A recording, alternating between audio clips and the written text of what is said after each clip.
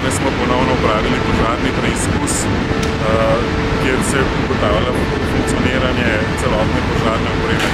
Požarni preizkus je bil upravljen, rezultati požarnega preizkusa bodo nekako iz baze podatkov računalnikov dobimo vse te rezultate, bomo videli, v kakšnem stanju in dejansko je ta oprema. Mislim pa, da ni bojazni, da bi kakorkoli narobe. V samem poskusu smo videli, da turbine delajo. Ja, ventilacija je bila še naknadno dejansko še enkrat preizkušena danes in smo pred požarnim preizkusom tudi naredili preizkus in meritve ventilacije.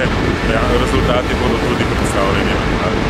Dimni alarmi pa tudi vidimo, da delajo. Ja, no, optično se je to videlo, pa jaz, ko sem spremljal z centra, dejansko nisem videl, da bi bile kakšne težave, bodo pa z neko bodo fantje bazo podatkov